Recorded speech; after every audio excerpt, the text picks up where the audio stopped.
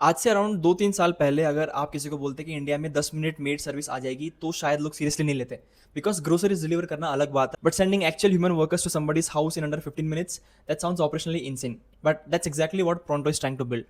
A platform where you can book bathroom cleaning, utensil washing, kitchen prep, balcony cleaning, and a worker reaches your house in just 10 to 15 minutes.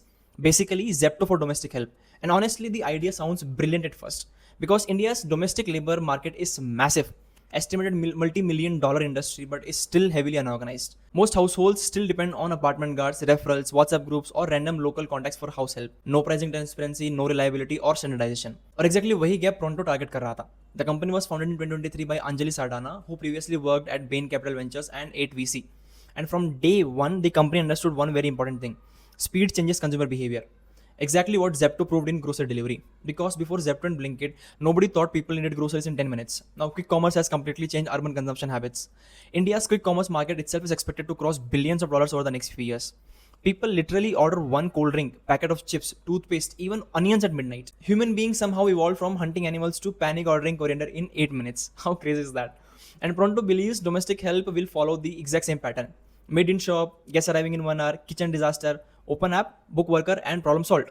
And investor absolutely loved this vision. By 2026, Pronto reportedly raised around $60 million in funding. Its valuation jumped from roughly 12.5 million in 2025 to nearly $200 million within about 1 year. That is an insane valuation jump for a company operating in one of the hardest service categories possible. The company now reportedly operates across 15 cities including Bangalore, Delhi, NCR, Mumbai, Hyderabad, and Chennai. It has over 10,000 workers on the platform, more than 5 lakh homes served, and reportedly over 26,000 daily bookings. At one point, Pronto claimed it crossed around 18,000 daily orders before its major funding round. Sounds impressive, right? But then you look deeper into the economics and the entire story changes. Because unlike groceries, humans are not standardized. A milk packet behaves predictably, humans don't.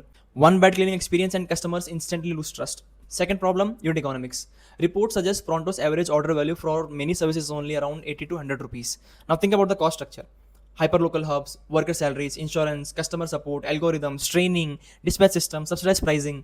All this for order sometimes worth less than 100 rupees. Even Urban Company reportedly lost around 447 rupees per order in its rapid service category, which tells you something very, very terrifying.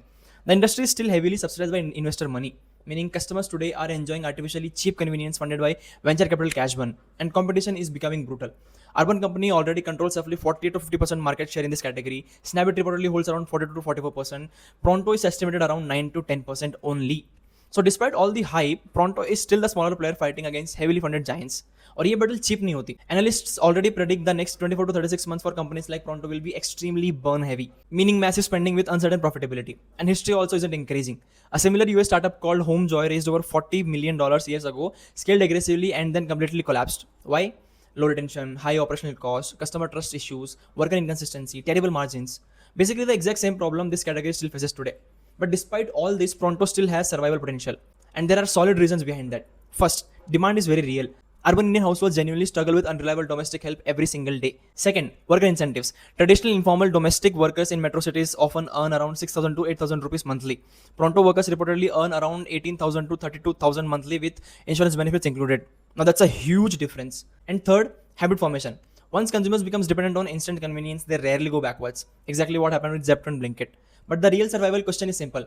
Can Pronto eventually make customers pay enough money to build a profitable business without losing them? Because right now, the company is optimized for speed, growth, and market capture, not profitability. And if investors' funding slows down before the economics improve, this entire category could collapse very, very fast. Honestly, Pronto's story is fascinating because it's no longer just about cleaning services. It's about whether India can successfully platformize human labor the same way it platformized groceries, taxis, and food delivery. And that experiment is still very far from proven.